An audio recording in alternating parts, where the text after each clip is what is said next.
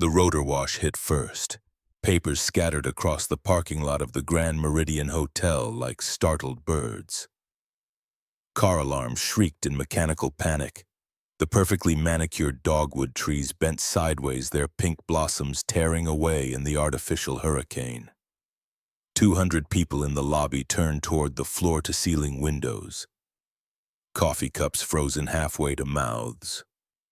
Conversations dying mid-sentence. The Navy MH-60R Seahawk descended through the Atlanta afternoon sky at exactly 2:30 p.m. on a Thursday that nobody at the Grand Meridian would ever forget. The helicopter's shadow swept across the building's granite facade like a dark omen.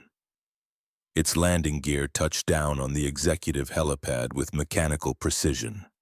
The engines didn't shut down. This wasn't a landing. This was a retrieval. Colonel Patricia Monroe stepped out before the rotors stopped spinning. 55 years old, black, with silver-streaked hair pulled back so tight it could have been painted on. Her uniform was crisp enough to cut glass. 4 ribbons on her chest told a story most civilians couldn't read, but every veteran in that lobby understood immediately. This woman had seen things, done things, survived things. She carried a megaphone in her left hand and a tablet in her right. The megaphone came up. Her voice cut through the rotor noise like a blade through silk. Isaiah Carter, call sign Ghost. This is Colonel Patricia Monroe, United States Special Operations Command. We have a national security emergency. We know you are inside this building. We need you now. Inside the lobby, 200 hearts stopped beating. Elena Hartwell stood at the concierge desk on the 3rd floor mezzanine, one hand gripping the marble railing hard enough to leave marks. 33 years old, white, wearing a charcoal suit that cost more than most people's monthly rent. CEO for 6 months, still trying to fill shoes that would never fit. Still hearing her dead mother's voice in every board meeting, every decision, every moment of weakness she couldn't afford to show. She stared through the glass at the helicopter, at the colonel, at the impossible scene unfolding in her parking lot. Her assistant Rachel appeared at her elbow, tablet shaking in her hands. "Ma'am, that's a military helicopter. That's a Navy colonel. She just asked for someone by name." Elena's voice came out as a whisper. "Who?" "Isaiah Carter." The name meant nothing to Elena. Should it? She knew the names of her executive team, her board members, her major investors, but Isaiah Carter... Then Rachel's face went pale. "Ma'am, Isaiah Carter is the janitor you fired this morning." Freeze frame. The image locks. Isaiah Carter standing in the 2nd floor corridor, mop in hand, hearing his name echo through the building. Face unreadable. Walking toward a destiny he'd spent 5 years trying to outrun. White text appears over the frozen image. 7 hours earlier. The unfreezing comes with dawn. Thursday, 4:45 a.m., Old 4th Ward, Atlanta. The apartment building was the kind of place people moved to when they were waiting for something better. 72 units, peeling paint on the outside, working people on the inside. The parking lot had more rust than chrome. The playground had more weeds than wood chips. But rent was $850 a month, and if you kept your head down and your business to yourself, nobody bothered you. Unit 2B belonged to Isaiah Carter. The alarm went off at 4:45 exactly, but Isaiah was already awake. Had been for 20 minutes.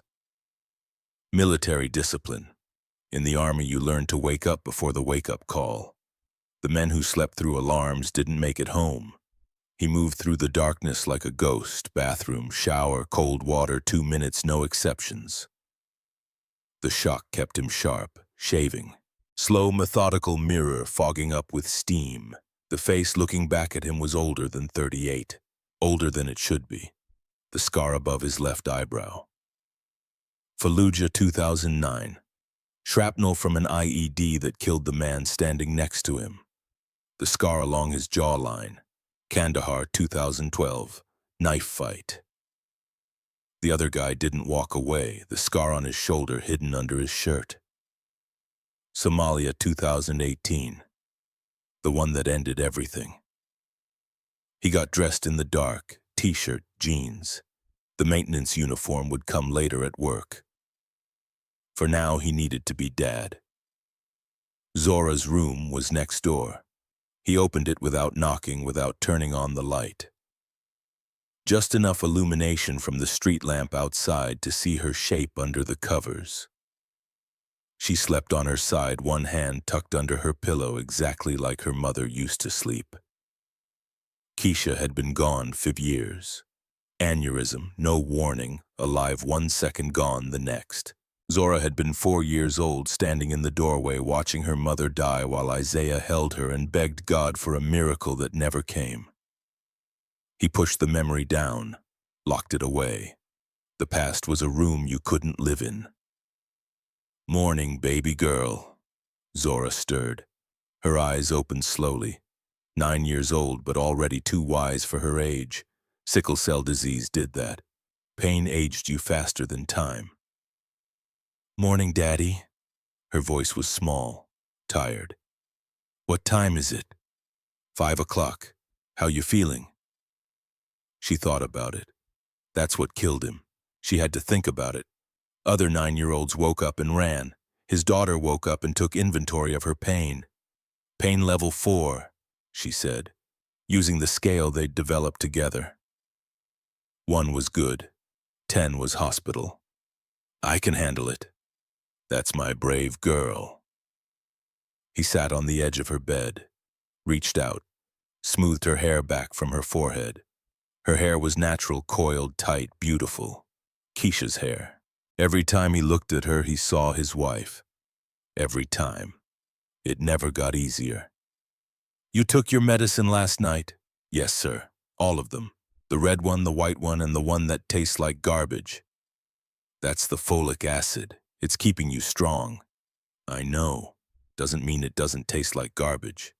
He smiled. Small victories. On the bad days, she couldn't joke. On the really bad days, she couldn't talk at all. 4 was manageable. 4 meant she could go to school. 4 meant normal, or as close to normal as they'd ever get. "Mrs. Washington picking you up at 6:30? "Yes, sir." "And you got your homework done?" "Math, reading, and science. Just need to finish my art project tonight." "What's the project?" She grinned. "It's a surprise for you." "For me? You'll see tonight if you bring the rocky road." He stood up, kissed her forehead. "Deal. Now get some more sleep. I'll be home by 4. "Promise?" "Promise." He said it every morning, kept it every day. It was the only promise that mattered anymore. The kitchen was small, linoleum floor, cabinets from 1987. But it was clean. Isaiah kept everything clean, a place for everything, everything in its place. He opened the cabinet above the sink, pills lined up in order. Monday through Sunday, each day divided into morning, afternoon, evening. Zora's medication routine was more complex than most people's careers. Hydroxyurea, the big one, the one that kept the sickle cells from clumping, $267 for a 30-day supply even with insurance. Folic acid, $23. Pain medication for the bad days, $95. Antibiotics for infection prevention, $48. Total monthly cost, $433. His paycheck from the Grand Meridian, $1,400 twice a month after taxes. Rent, $850, utilities, $140, food, $250. Zora's medication, $433. Car insurance, $120. Gas, $80. The math never worked. Every month the math didn't work. Every month he made it work anyway. Skipped meals, wore the same 3 shirts, drove with the check engine light on because the repair cost more than the car was worth. Did whatever it took. He pulled out his phone, opened the bank app he hated looking at. Checking account balance, $847.22. Rent was due in 5 days. Zora's medication refill was due tomorrow. The math was already done. The math was always done. He was short $196. He closed the app, put the phone away, focused on what he could control: coffee, strong and black, no cream, no sugar, the way soldiers drank it, oatmeal, plain, 1 packet, filled you up for 97 cents. He ate standing at the counter, watching the street through the window, the city waking up, delivery trucks, early commuters, people heading to jobs they probably hated, living lives they probably didn't choose. The memories came anyway, always did. Somalia, 2018. Operation Crimson Sand, 14 operators, 1 mission: extract a CIA asset from a compound in the Juba Valley. Simple, clean, routine, until it wasn't. The ambush came at 0347, RPGs from 3 directions, small arms fire from everywhere else. The convoy disintegrated in seconds. Fire, screaming, the smell of burning flesh. Elijah Cole, his best friend, his brother, shot 3 times in the chest while covering Isaiah's retreat. Isaiah carried him 6 miles through hostile territory, carried 3 other wounded men after that, fought off enemy patrols with a knife when his ammunition ran out, made it to the extraction point with 11 men alive. 3 didn't make it. Elijah was one of them. Died in Isaiah's arms, blood on his hands. Last words were, "Get them home, Ghost. Promise me." Isaiah had promised. He'd kept that promise. 11 men went home because of him, but 3 didn't, and he'd spent every day since trying to figure out how to live with that math. The army gave him a silver star, a bronze star, 2 purple hearts. A ceremony where people who'd never seen combat shook his hand and called him a hero. He gave the medals to Elijah's mother. Because heroes didn't let their brothers die. Heroes saved everyone. He'd only saved 11. 3 months after Somalia, Keisha died. 2 months after that, Isaiah separated from the army. Honorable discharge, full benefits. They wanted him to stay, offered promotions, training positions, a career that could set him up for life. He said no because Zora needed a father. Not a hero, not a decorated soldier. A father who came home every single day at 4 o'clock and kept his promises. So he became invisible. Took a janitorial job at the Grand Meridian Hotel, night shift, then morning shift, cleaning floors, emptying trash, being nobody to everyone.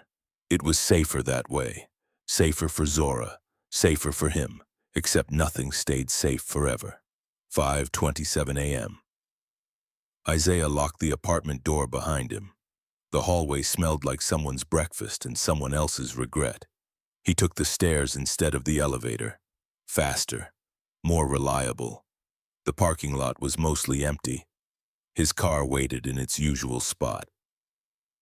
2003 Honda Civic, silver, 247,000 miles. The check engine light had been on for 8 months. The air conditioning didn't work. The driver's side window stuck halfway down, but it started every morning. That's all that mattered. He drove through Atlanta in the pre-dawn darkness. Highways mostly empty. The city still sleeping off yesterday's chaos. Radio off. Windows down. Just the sound of tires on asphalt and his own thoughts. He thought about Zora. Always thought about Zora. About the art project she wouldn't tell him about whether 4 would turn into 7 by lunch, about the hospital bills stacked on his kitchen counter that he couldn't pay. He thought about Keisha, about the life they'd planned, the house they were going to buy, the second child they'd talked about, the future that died with her. He thought about Elijah, about Somalia, about the 11 men who lived and the 3 who didn't. He thought about the Grand Meridian Hotel, about mopping floors while people walked past him like he was furniture, about being invisible in plain sight. Then he pushed it all down, locked it away, focused, One day at a time, one floor at a time, one promise at a time, 5:52 a.m. He arrived at the Grand Meridian. The hotel rose 37 stories into the Atlanta sky, glass and steel and money. Each room cost more per night than Isaiah made in a week. The lobby chandelier cost more than he'd earn in a lifetime. He parked in the employee lot, Section D. Furthest from the building, walked across the pavement as the sun started thinking about rising. Changed into his maintenance uniform in the locker room. The fabric smelled like industrial detergent and old sweat. His locker held one personal item, a green duffel bag, military issue, faded, patches torn off but the outline still visible. 7th Special Forces Group, Airborne, Ghost. He never opened the bag, never looked inside, hadn't in 5 years. But he couldn't throw it away either. Some things you carried forever whether you wanted to or not. Morning, Isaiah. Darius Thompson, 52 years old, black, supervisor of maintenance and janitorial services, ex-Army himself though he never talked about it much. Just a 1-year deployment to Iraq in 2004. Nothing like Isaiah's 7 tours, nothing like what Isaiah had seen. But Darius knew. Somehow he knew. The way veterans could always spot each other. Morning, Darius. Got the Azure Ballroom on your list today. Board meeting at 9. They need it spotless. How spotless? 5,000 square feet. Not a speck of dust. Not a streak on the windows. Perfect. Isaiah nodded. When do they need it? 8:30 would be ideal. Isaiah checked his watch. 5:58 a.m. 2.5 hours. Most janitors would need 4 hours minimum for a room that size. I'll have it done by 7:30. Darius stared at him. 3 years of this. 3 years of watching Isaiah do the impossible. Clean faster, work harder, never complain, never make mistakes, never take breaks. How do you do it, man? Seriously, how? Isaiah grabbed his cleaning cart, mop, bucket, supplies organized with precision, everything in its place. Practice, he said. What he didn't say, I learned to set up a forward operating base in hostile territory in 3 hours. I learned to clear buildings under fire. I learned to function on 2 hours of sleep for weeks at a time. Cleaning a ballroom is nothing. What he didn't say. This job keeps my daughter alive, so I do it better than anyone else, because failure isn't an option. Darius watched him go. 3 years, still couldn't figure this man out, a janitor who worked like a machine, never tired, never slow, never wrong. There was a story there. Darius knew it, but Isaiah Carter didn't tell stories. He just worked and disappeared. The Azure Ballroom was empty when Isaiah arrived. 5,000 square feet of marble floor. Crystal chandeliers, floor-to-ceiling windows overlooking downtown Atlanta. This was where the board met, where decisions got made. Where people who earned more in a day than Isaiah earned in a year decided the fate of thousands. He'd cleaned this room 237 times, knew every corner, every window, every spot where dust liked to hide. He worked in quadrants, start northwest, work clockwise. 2-pass system, first pass for bulk cleaning, second pass for perfection. The method came from field sanitization protocols. U.S. Army Medical Corps, FM 402.283, rapid decontamination for forward operating bases. Quaternary ammonium compounds, UV activated. Killed 99.9% of pathogens in 6 minutes instead of the standard 15. The Grand Meridian's protocol used basic chlorine solutions. 15-minute contact time, lower efficacy, higher chemical load, outdated by a decade. Isaiah's method was better, faster, safer, more effective. Nobody asked how he knew it, nobody asked where he learned it. They just wondered why the floors he cleaned stayed cleaner longer than anyone else's. He moved through the ballroom like water, efficient, silent, every motion calculated, no wasted energy, no unnecessary steps. The mop became an extension of his body, the way his rifle had been, the way every tool became when you trained with it 10,000 hours. 7:23 a.m. He stepped back. The ballroom gleamed. Every surface perfect, every window clear, every corner spotless, 7 minutes ahead of schedule. He allowed himself one moment, one breath. Looked out the windows at the city waking up, Atlanta spreading out below like a promise that had never been kept. Then he moved on.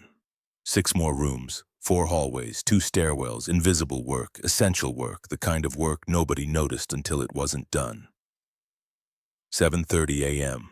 The morning shift started arriving. Housekeepers, front desk staff, concierge. The people who made the Grand Meridian run while guests slept and executives made decisions. They passed Isaiah in the hallways. Some nodded, most didn't. He was part of the furniture, part of the building, there but not there. They called him the ghost, not to his face, just among themselves, because he moved without sound, because he never talked unless spoken to, because 3 years and nobody knew anything about him except he was always on time and never made mistakes. 7:47 a.m. Elena Hartwell arrived. Isaiah didn't see her enter. He was on the 3rd floor restocking supply closets, but he felt the change in the building, the way air pressure shifts before a storm. Elena Hartwell, 33 years old, CEO for 6 months, youngest in the company's history, not by choice, by inheritance, by tragedy. Her mother, Eleanor Hartwell, built the Grand Meridian Empire from nothing. 1 hotel became 5, 5 became 20, 20 became a dynasty worth $400 million. Then Eleanor collapsed in the lobby 6 months ago. Massive heart attack, dead before the ambulance arrived. Elena inherited everything, the hotels, the board, the doubt, the whispers. She's too young, too soft, too emotional. She'll destroy everything her mother built. Elena heard the whispers, felt the knives waiting for her back. So she became ice, became her mother, showed no weakness, no mercy, no cracks in the armor. She rode the elevator to the 37th floor, her office, her mother's office.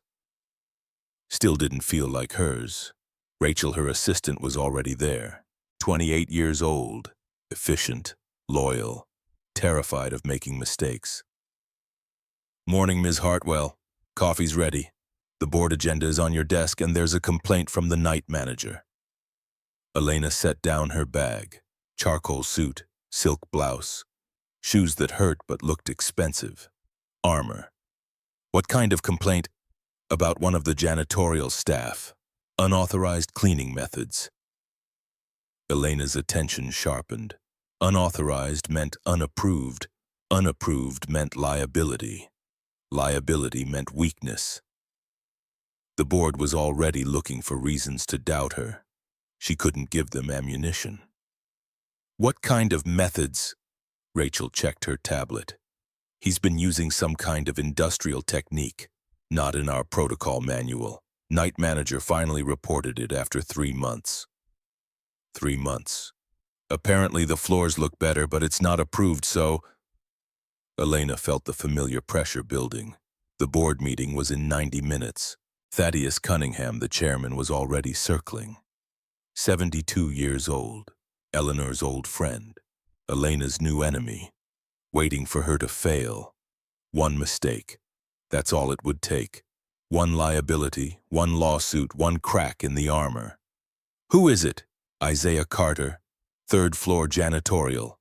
The name meant nothing to Elena, just another employee, another number on the payroll. "Get him," she said. "Now." 7:52 a.m. Darius found Isaiah in the 2nd floor supply room. "Isaiah, boss wants to see you." Isaiah looked up from the inventory sheet he was checking. His face remained calm. but something in his chest tightened. Which boss? The boss. Elena Hartwell, CEO. Isaiah set down the clipboard, slowly, precisely. About what? Darius's face was tight, worried. I don't know, man, but she doesn't look happy. Isaiah followed Darius through the service corridors, the hidden veins of the hotel, the parts guests never saw, concrete floors, fluorescent lights, the reality behind the illusion. His mind was already working. Running scenarios, threat assessment, what did he do wrong?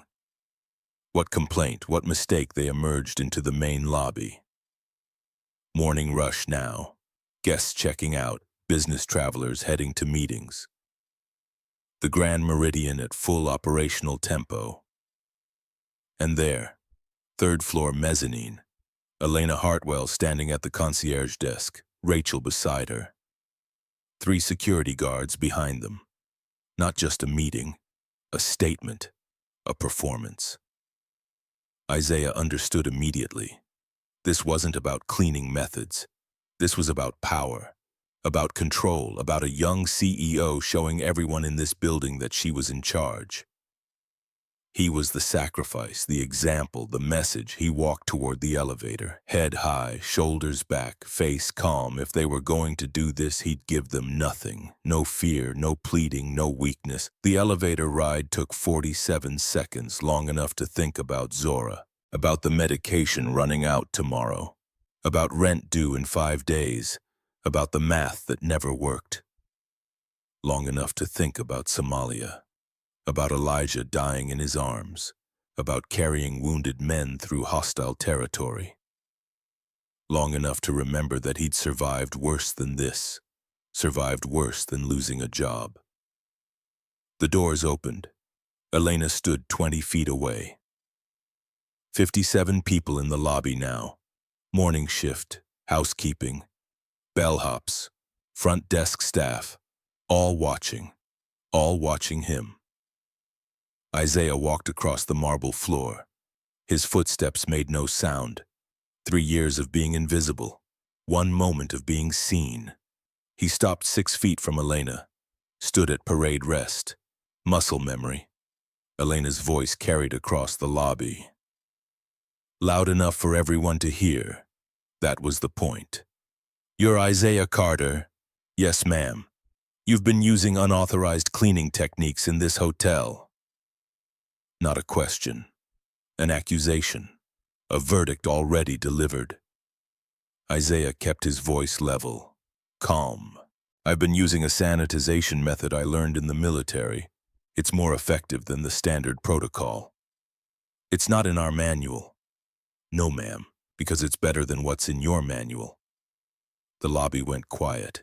57 people stopped breathing. Darius, standing near the back, closed his eyes. Oh no. Elena's jaw tightened. Nobody talked to her like this. Nobody. Especially not a janitor. Excuse me. Isaiah didn't flinch, didn't back down. 5 years of being invisible. 5 years of swallowing pride. But this accusing him of doing his job too well. Your protocol uses a chlorine-based solution with a 15-minute contact time. My method uses quaternary ammonium compounds with UV activation, 6 minutes. Better coverage, fewer chemicals, 99.9% pathogen elimination. I've been using it in high-traffic areas to reduce contamination risks. Whispers rippled through the staff, technical language, precise, confident. This wasn't just a janitor defending himself. This was someone who knew exactly what he was talking about. Elena felt the eyes on her, felt the doubt, felt the challenge. This man was undermining her in front of everyone, making her look uncertain, making her look weak. Cunningham would hear about this. The board would hear about this. By lunch, she'd be the CEO who couldn't even fire a janitor properly. She couldn't show weakness, couldn't back down, couldn't let a janitor make her look incompetent. Her voice turned cold, arctic. Mr. Carter, you don't follow protocol, you don't work here. The words hung in the air. Isaiah felt it coming, saw it in her eyes. The fear disguised as authority, the pressure from above forcing her hand. You're fired, effective immediately. Twist number 1. The public humiliation. The lobby gasped. 57 people, phones out now, recording. Isaiah stood still, his hands didn't shake, his expression didn't change, but inside something cracked. Not for himself, for Zora. Her medication, $196 short, due tomorrow. His voice came out quiet, controlled. Ma'am, I have a daughter. She's sick. Her medication is due tonight. Can I at least get my last paycheck before I go? Elena heard him, saw the desperation he was trying to hide. But 57 people were watching. The board meeting was in an hour. Compassion was weakness. Her mother taught her that. Security will mail your final check within 7 business days. Please surrender your badge and leave the premises. 7 business days. The medication was due tomorrow. Isaiah unclipped his badge, looked at it. 3 years. 3 years of being invisible. 3 years of showing up on time and doing the work nobody else wanted to do. He handed it to Darius. Their eyes met for 1 second. Darius looked away, ashamed. Isaiah turned, walked toward the service exit. 57 people watched him go. Some felt bad, most stayed silent. That's how power worked. That's how it always worked. Elena's voice rang out behind him, loud enough for everyone to hear, making sure the message landed. Let this be a reminder to all staff. Protocol exists for a reason. Deviation will not be tolerated. Isaiah pushed through the door. The morning sun hit his face. He stood there alone, unemployed, unable to afford his daughter's medicine, unable to keep the promise he made every single day. In his pocket, his phone buzzed. Mrs. Washington. Baby Zora asking if you can bring ice cream tonight. Rocky Road. She says her chest hurts a little, but she's being brave. For a moment, his control slipped. His fingers trembled against the phone, then steady again, soldier again. He had failed her. The only person who mattered. He'd failed. Inside the lobby, the staff dispersed slowly, whispering. Did you see his face, cold as ice? He said he was in the military. You think that's true? Probably just talk, trying to save his job. Darius stood frozen. 3 years working with Isaiah. The man never bragged, never complained, never talked about himself. But Darius had noticed things. The way Isaiah moved, efficient, precise, like every motion was calculated. The way his eyes scanned rooms automatically, like he was checking for threats.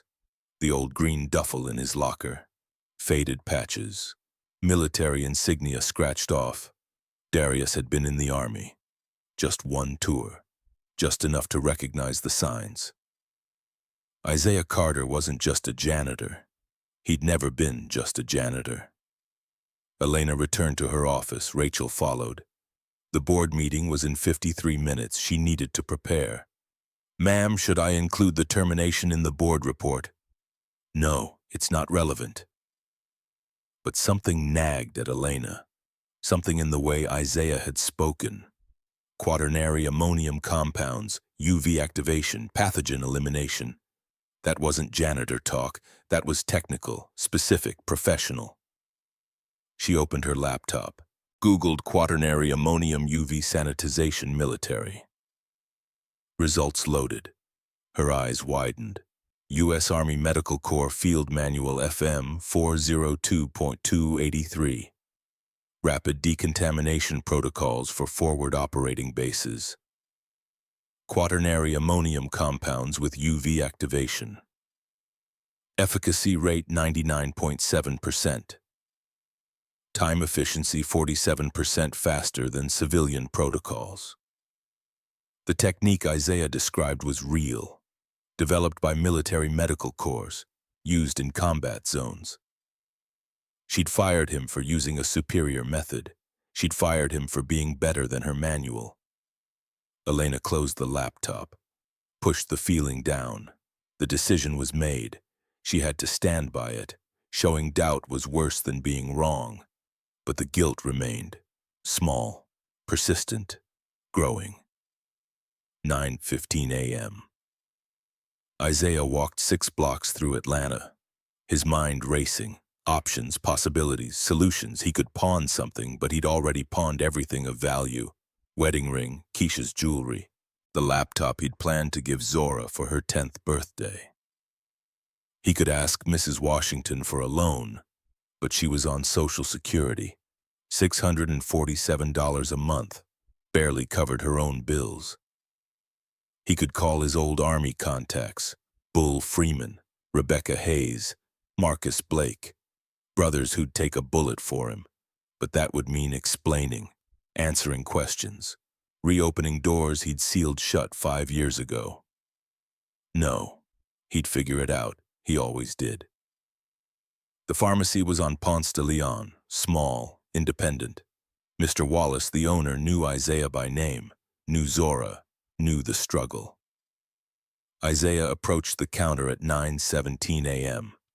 "I'm here for Zora Carter, the hydroxyurea prescription." Mr. Wallace typed on his computer. His face fell. "Isaiah, it's $267 as usual, but the manufacturer raised it again this month, $312.80. Price increase, of course, because nothing was ever easy. Isaiah pulled out his wallet, counted the bills, the coins, $847.22 total. But he needed to keep $600 for rent, $140 for utilities. He had $107.22 he could spend. "I'm short," he said. Mr. Wallace looked at him with pain in his eyes. Real pain, because he'd watched this family struggle for 3 years, watched a good man break himself trying to keep his daughter alive. "Isaiah, I wish I could help, but I'm barely keeping this place open, the insurance companies, the regulations, the big chains." "I understand." Isaiah stood there, staring at the money in his hand. Not enough. Never enough. Behind him the door chimed. Someone entered. He didn't turn around. Mr. Wallace leaned forward, lowered his voice. "Listen, I can give you a 5-day sample, enough to get through the weekend, but Monday you need the full prescription. She can't miss doses." Isaiah's throat tightened. "Thank you. Thank you." He took the sample pack, put his money away, turned to leave. A woman blocked his path. Colonel Patricia Monroe, 55 years old, black, silver hair pulled back tight, but she wasn't in uniform, just civilian clothes, jeans, t-shirt, blending in. Her eyes locked on Isaiah, studied him, saw things most people missed, the way he stood, balanced, ready, like a man who expected trouble, the scars on his hands, faded but visible, combat scars, the tattoo barely visible under his sleeve, 7th Special Forces Group insignia. "Isaiah Carter," she said. Isaiah stopped. Every muscle in his body went rigid, fight or flight response, years of training kicking in. "You have the wrong person," he said, voice flat, cold. "No," Monroe said, "I don't." She stepped closer, lowered her voice so only he could hear. 15 years, 7th Special Forces Group, call sign Ghost, 4 deployments to Afghanistan, 2 to Iraq, 1 to Syria, 1 to Somalia. Isaiah didn't move, didn't breathe. "Operation Crimson Sand," Monroe continued. "Somalia, 2018. Your team was ambushed in the Juba Valley, 14 operators. You carried 4 wounded men through 17 miles of hostile territory, evaded enemy patrols for 8 hours, killed 12 insurgents in close quarters when your ammunition ran out." The pharmacy went silent. Mr. Wallace stared. "You saved 11 men that night, received the Silver Star, Purple Heart, Army Commendation Medal with Valor." Isaiah's voice was ice. "That man is dead. Then I'm talking to his ghost." She pulled out a tablet, showed him the screen, satellite imagery, a compound in Sudan, armed guards, heat signatures. 8 American aid workers, Monroe said, held hostage for 96 hours, 4 children among them. 2 rescue attempts have failed. 7 soldiers are dead. We can't crack their security pattern. She looked at him, really looked at him. But you can. Isaiah stared at the screen, his trained eye already working, already analyzing. Guard rotation, structural weaknesses, blind spots. He shut it down, pushed the tablet away. I have a daughter. She needs me. I'm not going back. Monroe didn't flinch. One of those hostages is Dr. Sarah Bennett. She's a single mother. Went to Sudan to help refugees. Her daughter Lily is 8 years old. Isaiah closed his eyes. Lily is waiting at home right now, Monroe continued.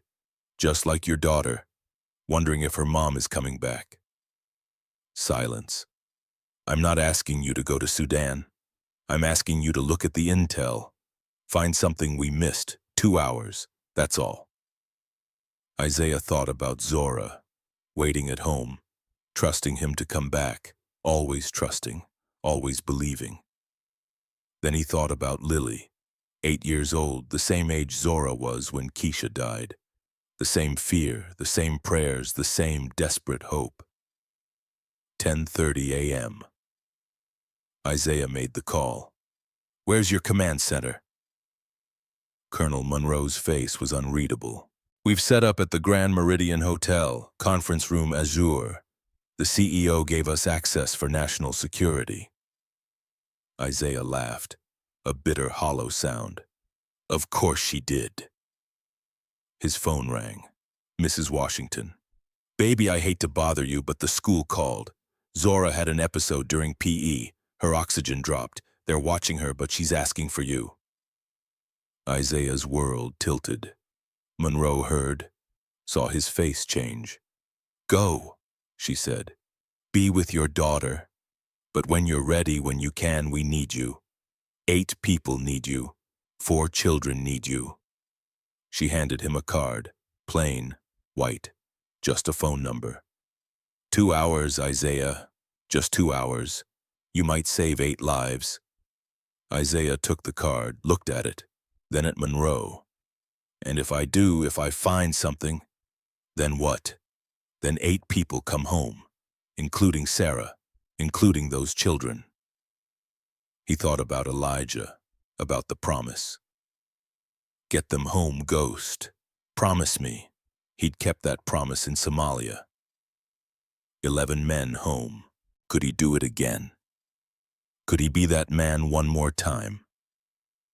I'll call you, he said. Then he drove to the hospital, but his mind was already working, already seeing the patterns, already being Ghost whether he wanted to or not. 2:30 p.m. The helicopter arrived. Isaiah stood in the Grand Meridian lobby. 7 hours since being fired, 3 hours since agreeing to help Monroe. 2 hours since leaving the hospital where Zora slept peacefully, Mrs. Washington by her side. The MH-60R descended through the afternoon sky like an answered prayer or a curse. Isaiah couldn't tell which. 200 people turned, stared.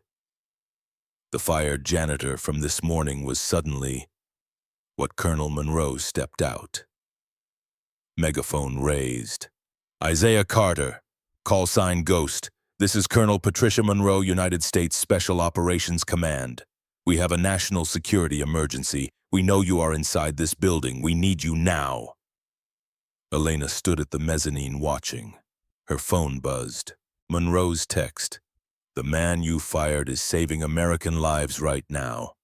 Official request for access, approve or decline. Her finger hovered over the screen. The man she'd humiliated. The man she'd stripped of dignity. Now needed by the United States military. She pressed approve. Isaiah walked toward the exit, head high, shoulders back, dignified. Past the same people who'd watched him leave in shame. This time different, this time needed. Darius whispered to a housekeeper, I told you, That man was never just a janitor. Isaiah stepped outside. Monroe waited. "Thank you for coming back." Isaiah looked at the hotel, the building that had been his prison for 3 years, now his battlefield. 2 hours, he said. Then I go back to my daughter. 2 hours is all we need, Ghost. Welcome back. Twist number 2. Ghost returns to the place that rejected him, but now on his terms. The Azure ballroom had been transformed. The room Isaiah had cleaned that morning, marble floors, gleaming windows, spotless, every surface perfect, now looked like a war room. Satellite feeds on every wall, computer stations humming, secure communications equipment, 6 Marines standing guard, 4 intelligence analysts working computers, 2 Navy SEALs in tactical gear, maps, photos, live drone footage, and in the center, Colonel Monroe. Waiting. She turned when he entered, saw the janitor uniform he still wore, the hospital wristband on his arm from signing in for Zora, the exhaustion in his eyes, but also the transformation, the way he moved, no longer invisible, no longer a ghost trying to disappear. This was Ghost coming back. "Thank you for coming." Isaiah said nothing, just walked to the table, looked at the displays. Sudan, Darfur region, Red Scorpion militia compound, 8 hostages, 61 hours until deadline. "Briefing," he said. One word, but it carried weight, authority. The voice of a man who'd done this before. Monroe gestured to Lieutenant Harris, 28 years old, white, Navy SEAL, operator. Good at his job, but young. Hadn't seen what Isaiah had seen.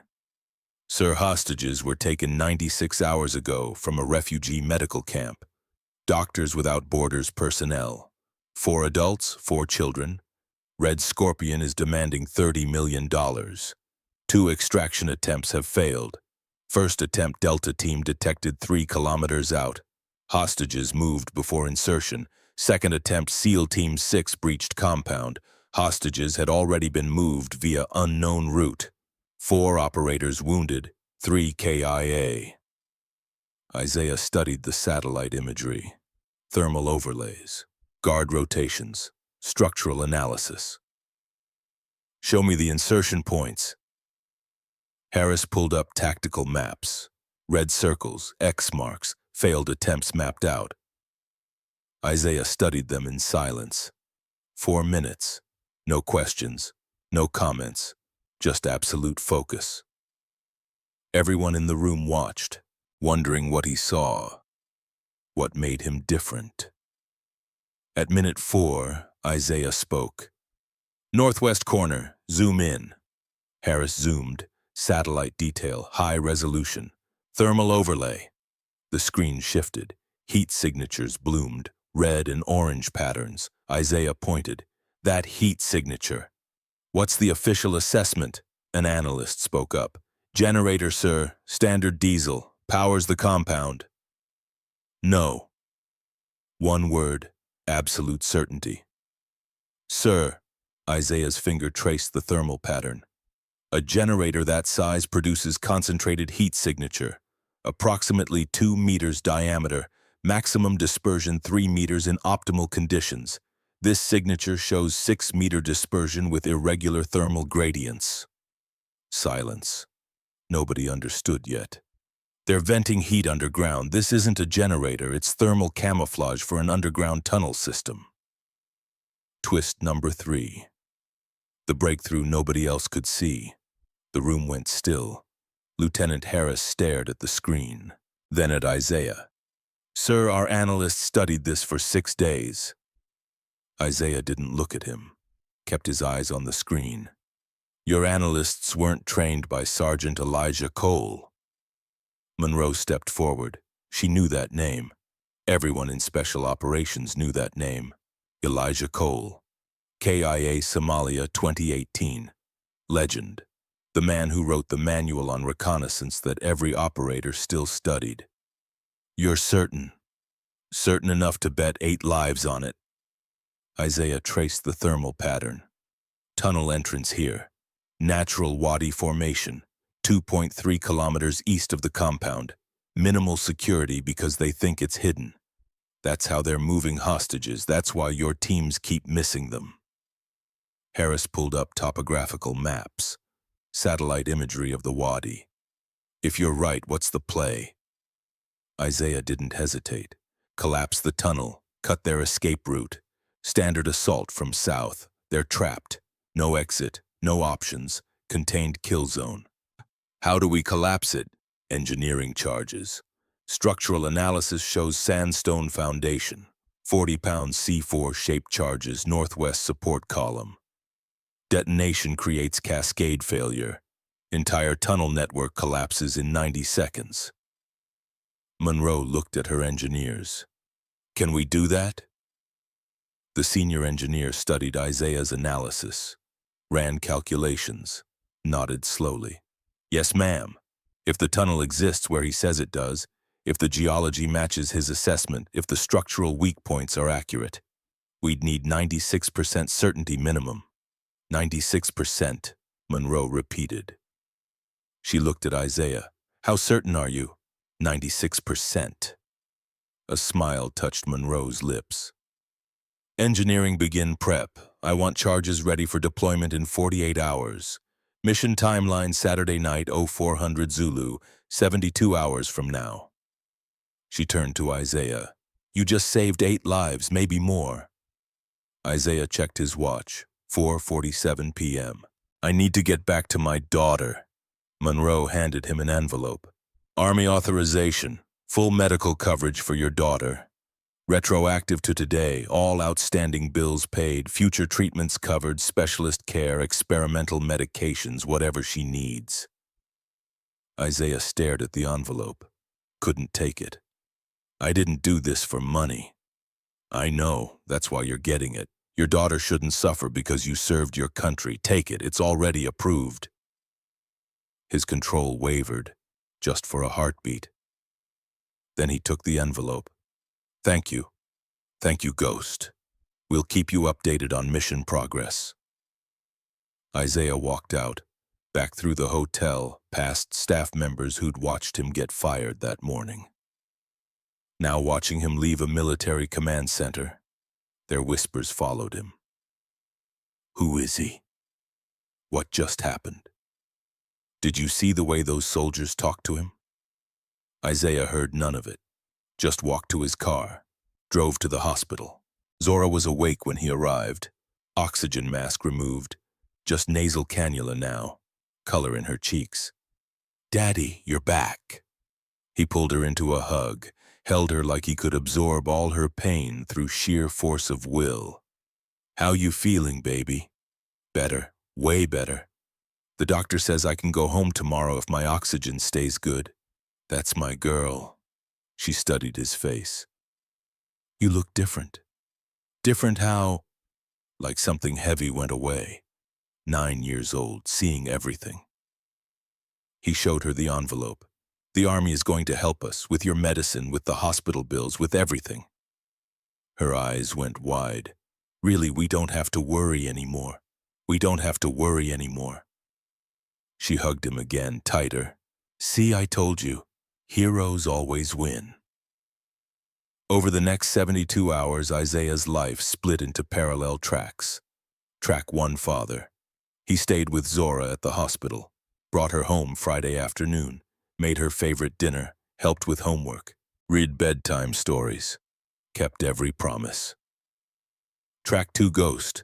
Monroe sent updates every 6 hours, mission prep progressing. Tunnel location confirmed by ground reconnaissance, engineering charges placed, SEAL Team 6 ready for insertion, everything tracking to Isaiah's analysis. Friday evening, 8:00 p.m.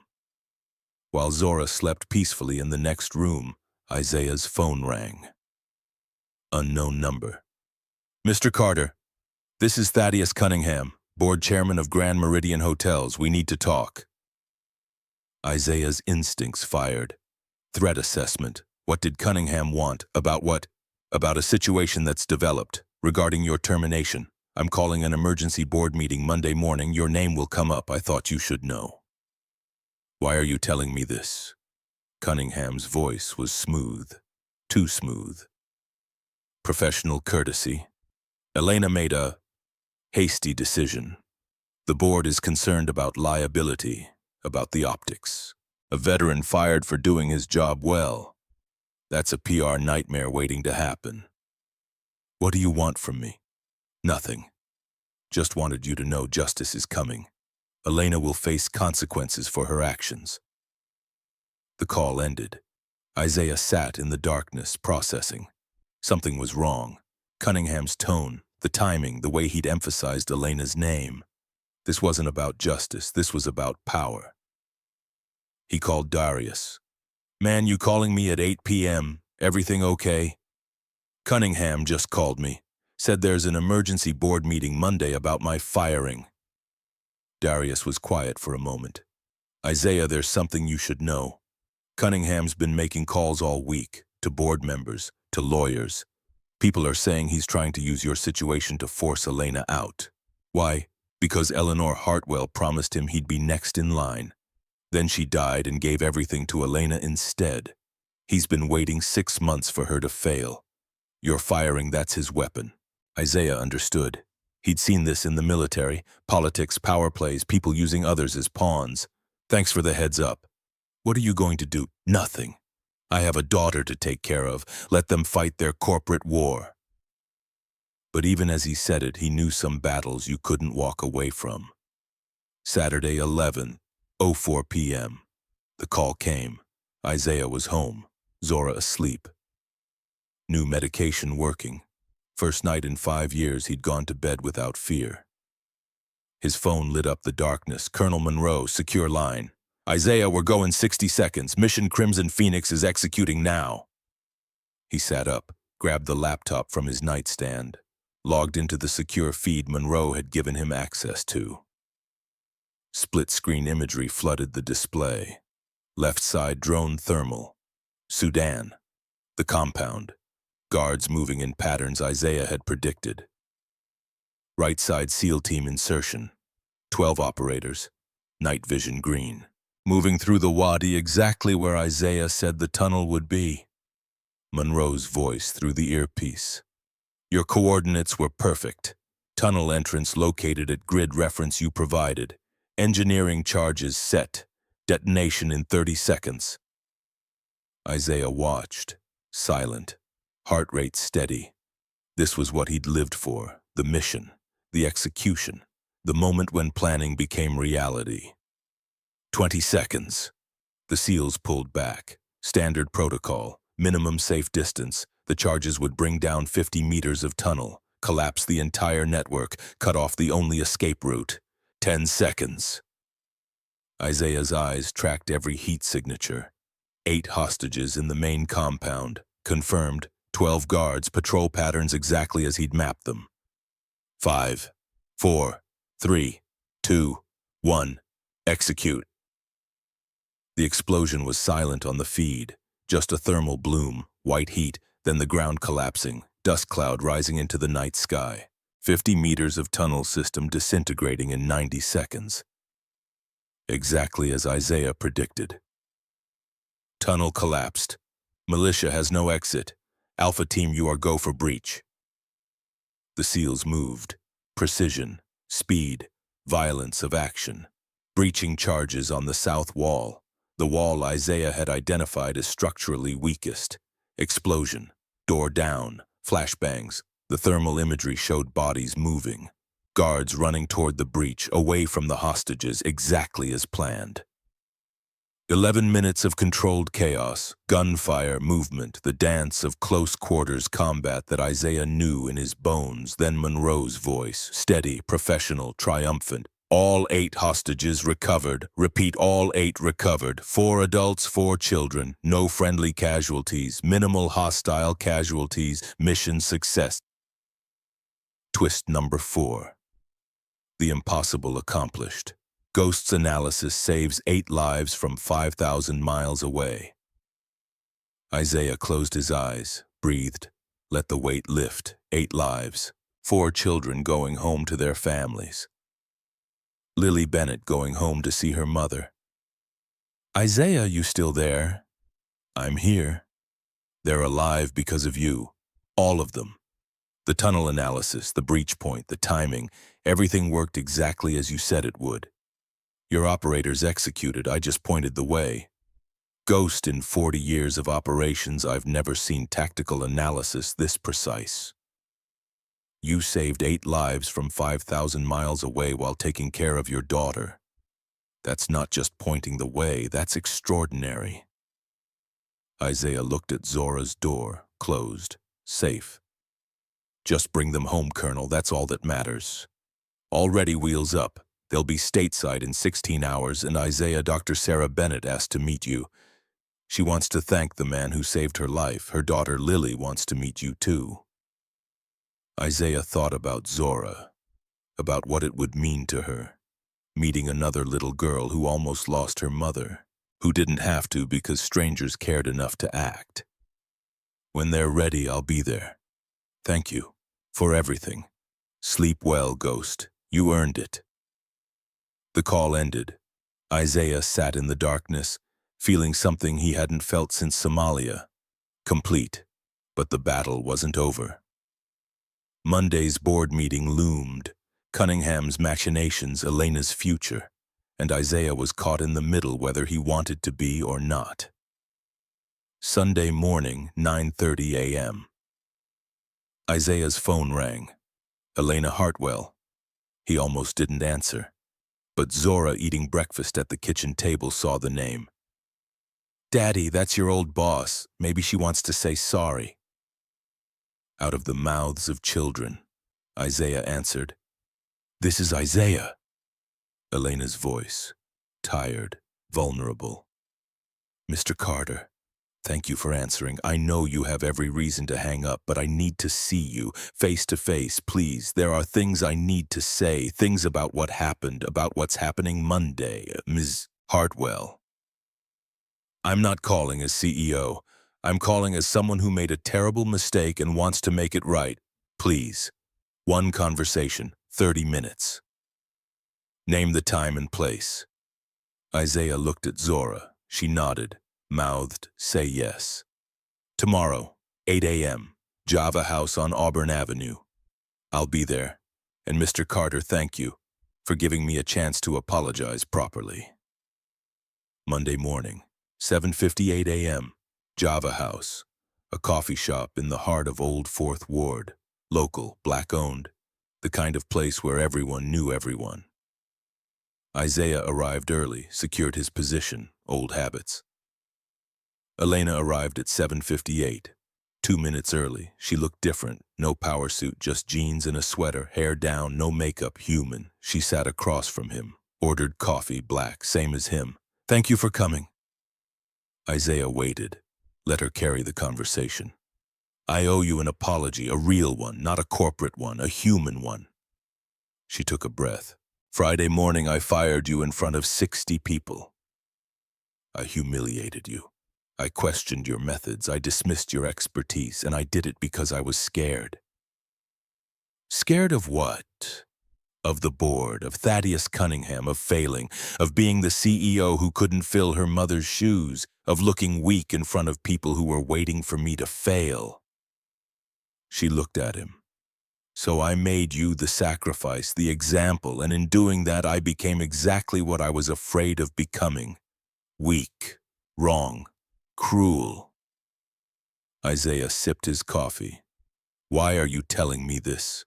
Because you deserve to know, and because I read your file, all of it, what you did in Somalia, what you sacrificed, what you gave up to raise your daughter. She slid an envelope across the table. The board met yesterday, emergency session, Cunningham called it. He had documents, claiming your military service was fraudulent, that you were dishonorably discharged, that I'd endangered the company by hiring you. Isaiah's jaw tightened. Those are lies. I know. Colonel Monroe came to the meeting with your real file with proof. Cunningham forged those documents. FBI traced them to his home computer. He's under federal investigation now. Twist number 5, Cunningham's plot exposed and destroyed. The board voted unanimously. Cunningham is out permanently and they want to offer you a position. She pushed the envelope toward him. Director of Security Operations, $185,000 per year, full benefits, medical coverage for Zora, company housing if you want it, car allowance, stock options. Isaiah looked at the envelope, didn't touch it. This is guilt money. This is justice. You were always overqualified to mop floors, Isaiah. You're a tactical genius, a decorated veteran, a man who just helped save 8 American lives. You deserve recognition for who you actually are. She leaned forward. I can't undo Friday. Can't take back those words. Can't erase the humiliation. But I can offer you something worthy of who you are. And I can promise to be better, to see people, to lead with humanity instead of fear. Isaiah was quiet for a long time. The math that never worked suddenly working. 185,000, Zora's medication covered. No more hospital bills, no more choosing between rent and medicine. But also working for the woman who fired him, trusting her, believing she'd changed. Why does this matter so much to you? He asked. Elena's eyes filled. Because my mother died 6 months ago, and I've been trying to be her ever since. Cold, controlling, perfect. But she was miserable. She died alone, surrounded by strangers. I don't want that. And when I saw how you handled yourself with dignity while I stripped yours away, I realized that's what real leadership looks like. Not control, connection. A tear fell. She didn't wipe it away. So that's my apology. Words and actions. A chance to prove I'm capable of change. But I need to know if you can forgive me, if you can work with me, if you can give me that chance. Isaiah thought about Zora, about her words, people can change if you let them. He thought about Elijah, about second chances and redemption. I'll need to build my own team, no interference. Done. I leave at 6 p.m. every day, no exceptions, my daughter needs me home. Done. And if you ever make me choose between this job and Zora, I choose her every time. Elena smiled, small, real. I would expect nothing less, family first, always. Isaiah picked up the envelope. Then I accept, but not because of the money, because I think you mean what you say, and because my daughter taught me that people deserve second chances. Elena exhaled, relief. Thank you. You won't regret this. Don't make me regret it. They shook hands, 2 people from different worlds. Finding common ground in the hardest place, forgiveness. Isaiah left the coffee shop, got in his car, sat for a moment, his phone buzzed. Text from Bull Freeman, his old teammate. Brother, I heard what happened. The firing, the mission, all of it. Monroe told me. I'm in Atlanta for work. Can we meet? There's something I want to talk about. Isaiah typed back, where and when? Your call. I'm flexible. My apartment. Tonight, 7 p.m. Bring food. I'll introduce you to Zora. Can't wait, Ghost. Can't wait. That evening, Bull arrived with Thai food and stories that made Zora laugh until she cried. 6'4", built like a tank, the gentlest giant Isaiah had ever known. So your daddy carried me 4 miles in Afghanistan, Bull told Zora, with a bullet in his leg, never complained once. Really? Really? That's who he is, the strongest man I know. After dinner, after Zora went to bed, Bull and Isaiah sat on the balcony. Monroe told me about your new job, Bull said. Congrats, brother, you deserve it. Thanks, but that's not why I'm here.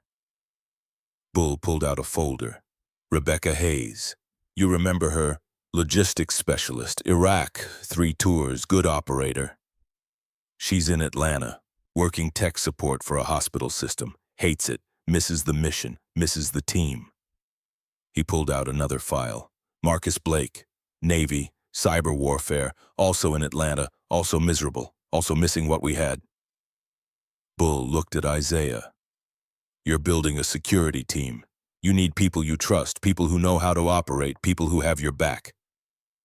Isaiah understood. You're offering. We're all offering. Me, Rebecca, Marcus, we'd leave our jobs tomorrow if you asked, because that's what family does and your family ghost always have been. Isaiah felt something crack open. The isolation. The 5 years of being alone. The weight of carrying everything by himself. I can't promise it'll be like the army. Don't want it to be like the army, want it to be better. Want to build something that matters. With you, like old times, but healthier. Isaiah extended his hand. Then welcome aboard. Bull gripped it. Good to be back, Ghost. Good to be back. 6 weeks later. October 15th, 3:45 p.m. Isaiah sat in his new office on the 35th floor of the Grand Meridian. Not corner office, but close. Windows overlooking downtown Atlanta.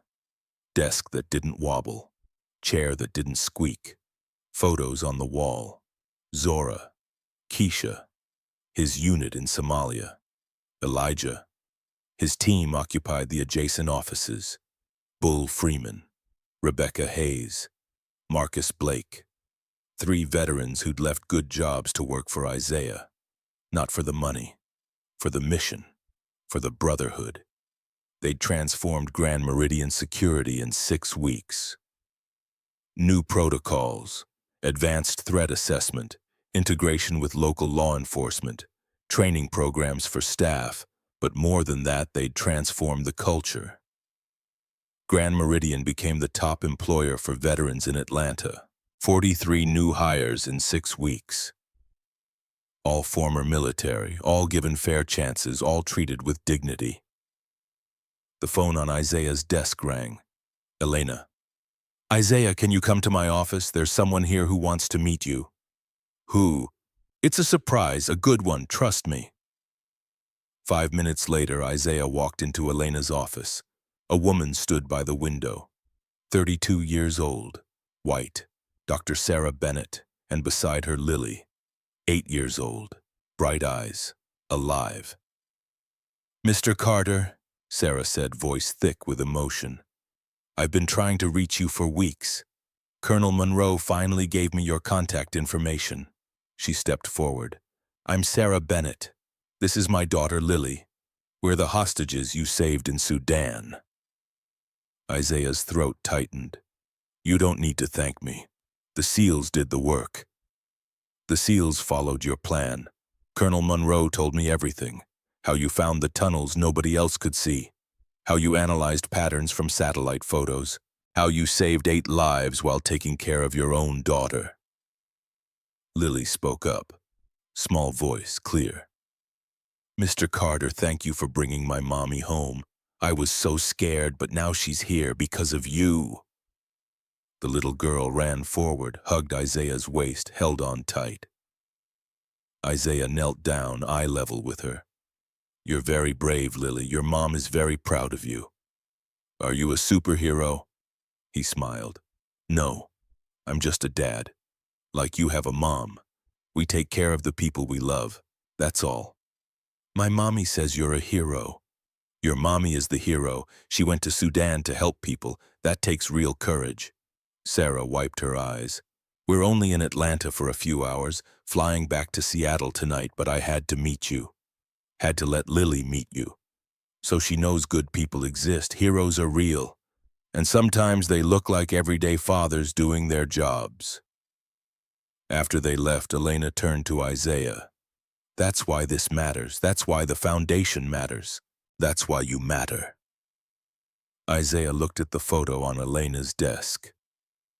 Eleanor Hartwell, Ice Queen, builder of empires, dead alone. Your mother would be proud, he said, not of the empire, of who you're becoming. Elena smiled. Thank you. That means more than you know. The gala was scheduled for Saturday, October 28th. 2 weeks away, 600 invitations sent, military brass, politicians, donors, press. Isaiah tried to get out of it. I don't do public events. Elena was firm. You're the face of this foundation. You're the reason it exists. People need to see you, need to hear from you. 7 minutes, that's all I ask. 3 minutes. 5. Deal. The next 2 weeks passed in a blur. Work, Zora, team building. Life finally settling into a rhythm that felt sustainable. Zora thrived. New medication working miracles. 4 months without a crisis. She ran track, made honor roll, laughed like a normal kid. The Carter Family Foundation grew. 5 million in funding now. 300 families helped, 16 full-time staff. Isaiah consulted for Colonel Monroe twice a month. 2-hour sessions, threat assessment, pattern analysis, Nigeria, Yemen, Syria, helping from afar, never deploying, never leaving Zora, but still serving. The math finally worked. October 28th, 6:00 p.m. Isaiah and Zora got ready for the gala. She wore a purple dress with silver sparkles, twirled 6 times. Perfect, Daddy, this is perfect. Isaiah wore a suit, charcoal, custom-fitted, Elena's insistence. Zora studied him. Daddy, you look nervous. I am nervous. Why, you've done way scarier stuff. Fighting is easier than talking. When you fight, you know what to do. When you talk, people judge every word. Zora took his hands. Mrs. Washington told me something. She said people don't remember what you say. They remember how you made them feel, so don't worry about words. Just make them feel what I feel. What do you feel? I'm safe, loved, proud, like my daddy would do anything to protect me, like I'm the most important person in his whole world. Isaiah knelt down. You are baby. You always will be. Then tell them that. That's all that matters. 7:30 p.m. The Grand Meridian Ballroom glittered like a dream. Crystal chandeliers, white tablecloths, 600 guests, executives, politicians, military officials, press, cameras, the weight of attention Isaiah had spent 5 years avoiding.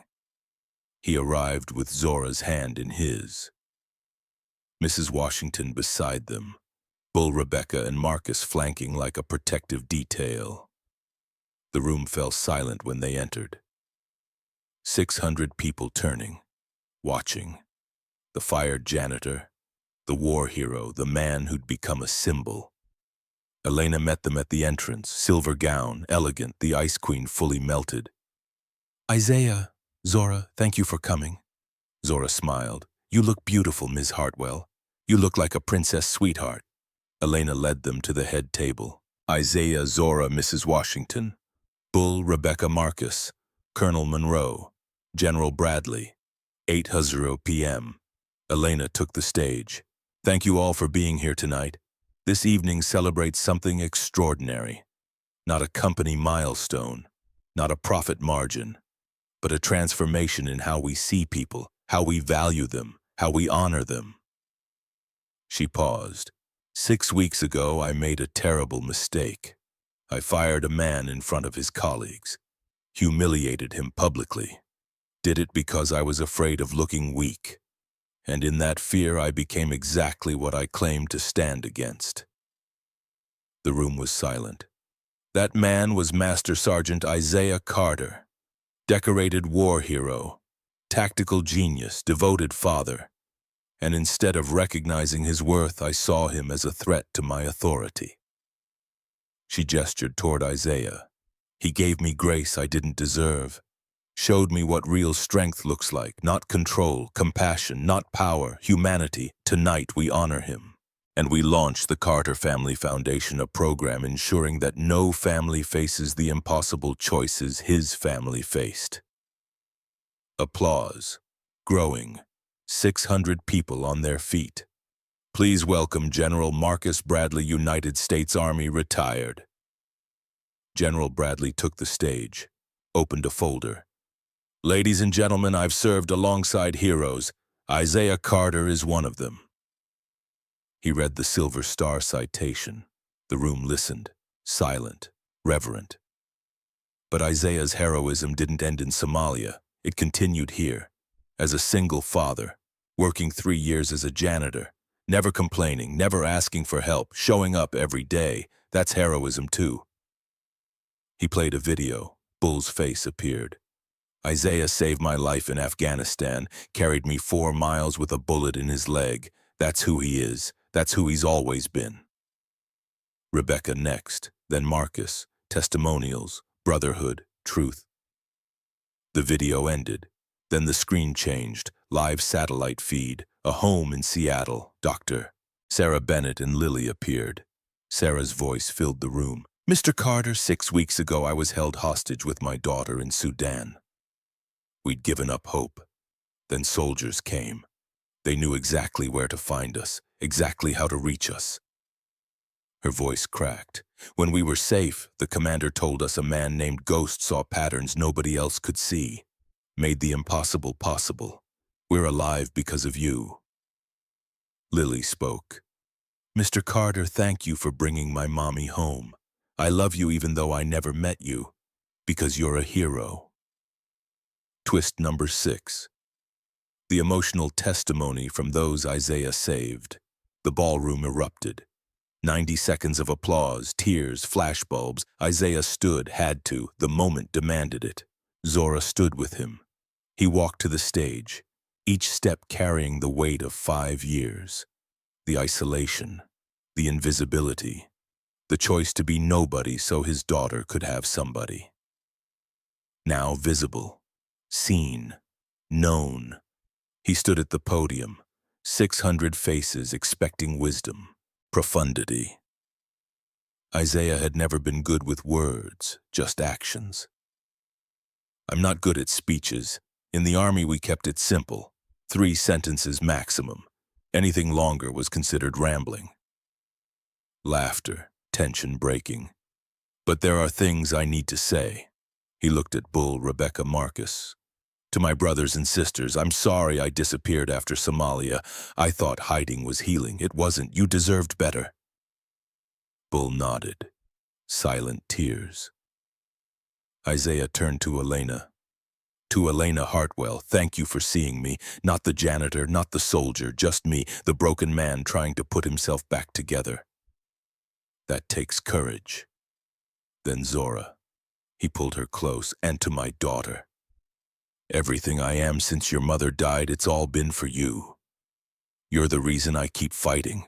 You're the reason I believe tomorrow can be better. Zora whispered loud enough for the microphone, I love you, Daddy. I love you too, baby. All the way to the moon and back. The room erupted, not for the hero, for the father.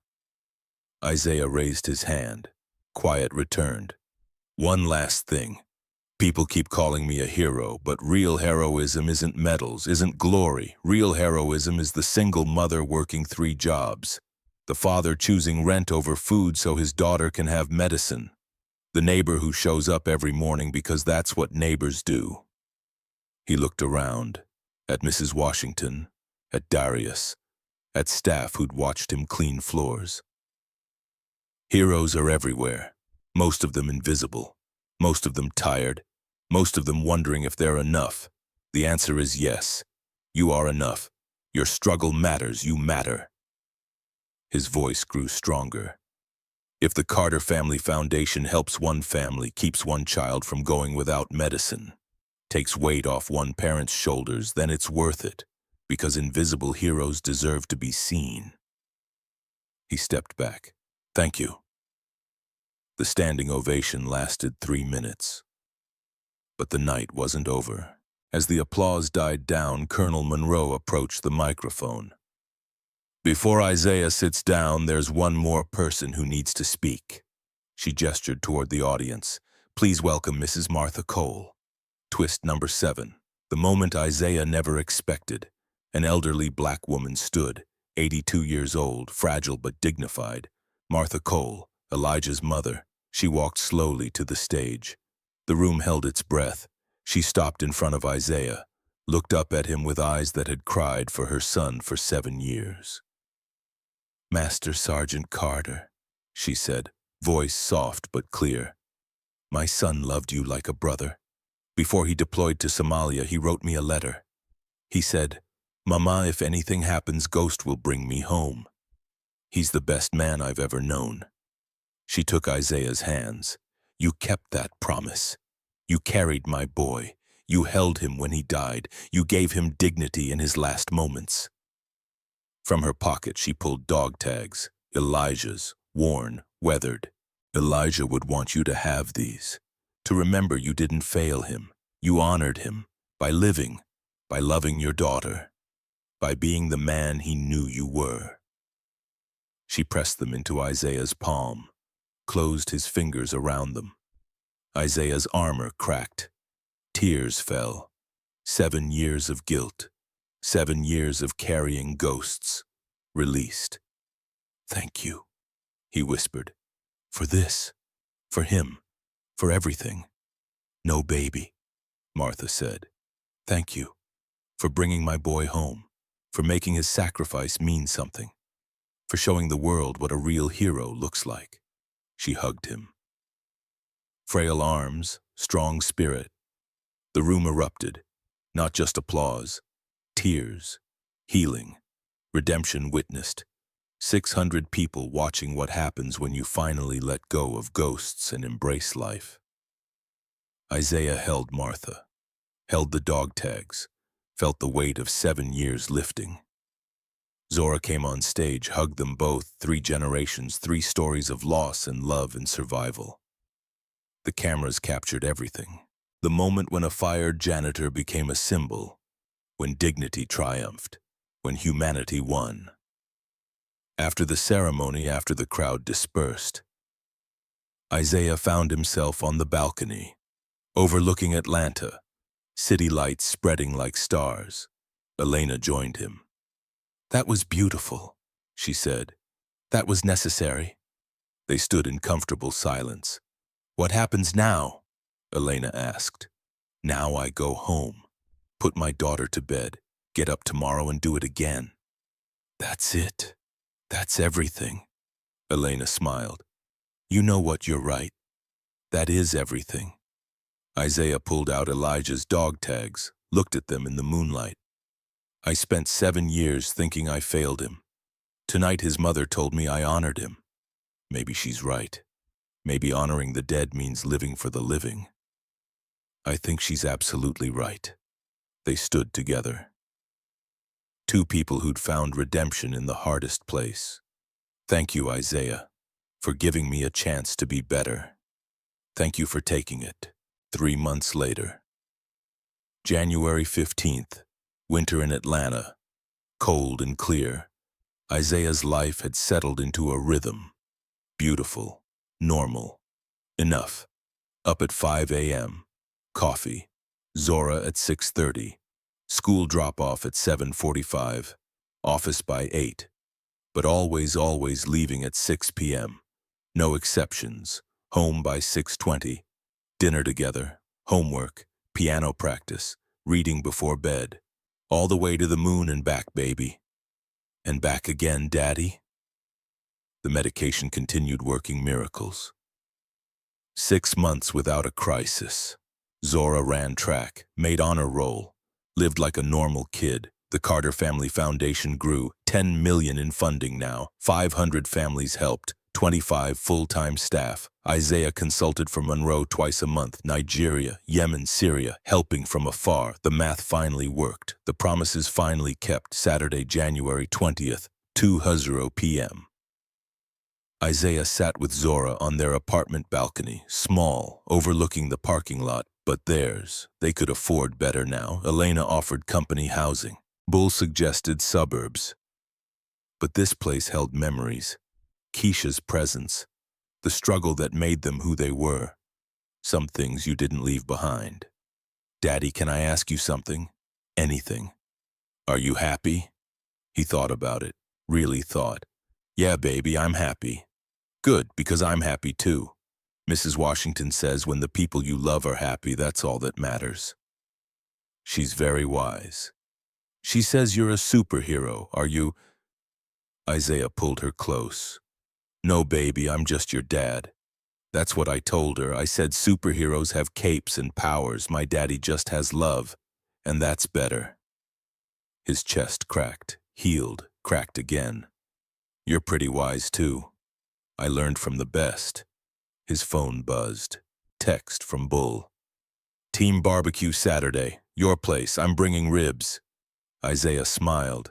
Typed back, deal. Bring your family, too. The response came immediately. Already planned. Rebecca and Marcus are coming. Mrs. Washington, Darius, Elena. The whole crew. Family reunion, boss. Family. Not the one he was born into, the one he'd built. Bull and his wife and 2 kids, Rebecca and her partner. Marcus and his daughter, Mrs. Washington. Darius, Elena, Monroe, who'd become a friend, the team that had become something more. That evening, after Zora was asleep, Isaiah sat alone. Coffee in hand, he looked at Elijah's dog tags, displayed now beside the silver star, the photo of his unit, 14 men, 3 marked KIA. I kept the promise, brother, got them home, all of them, and I'm still getting people home. Different way now, but same mission. He touched the glass. Thank you for training me, for trusting me, for showing me what it means to be a soldier. And a man. His laptop sat open. Email from Monroe. Isaiah's situation in Mali requires your expertise. Can you consult Thursday, 2 p.m., 2 hours, $8,000? He checked his calendar. Thursday. Team meeting, 10 a.m. Zora's piano recital, 7 p.m. He could fit 2 hours at 2 p.m. Be done by 4. Home by 6. Recital by 7.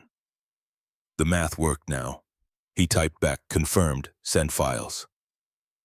The work continued. The mission evolved. Ghost hadn't died, just transformed. Became Isaiah Carter, father and leader and man who proved you could be both. At midnight, he checked on Zora one last time. She slept peacefully. No monitors, no equipment, just a 9-year-old girl dreaming. He kissed her forehead, whispered their prayer. All the way to the moon and back, baby. In her sleep, she smiled. And back again, Daddy. He turned off the light, stood in the doorway, watching, grateful, complete. The invisible soldier had become visible, the ghost had become real, the broken man had become whole. Not through medals, not through recognition, not through glory, through love, through choice, through showing up every single day for the person who needed him most. That was the mission, the only mission that truly mattered, and Isaiah Carter had accomplished it. Epilogue 6 months later. The screen fades to black. White text appears. Isaiah Carter continues to serve as Director of Security Operations for Grand Meridian Hotels. He consults part-time on national security matters, having contributed to 12 successful operations. Zora Carter, now 10, is thriving. No sickle cell crisis in 12 months. She made the school track team an honor roll. The Carter Family Foundation has helped over 800 families and distributed $18 million in medical assistance. Bull Freeman, Rebecca Hayes, and Marcus Blake continue to serve on Isaiah's team. Together, they've created the most effective veteran employment program in the Southeast.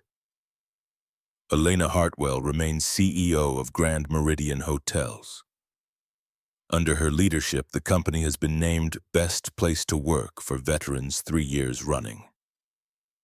Martha Cole passed away peacefully at age 83. Her final words, Elijah would be so proud. Real heroes are all around us. Sometimes they're invisible, until they're not. Final image, Zora's school project. 3 panels.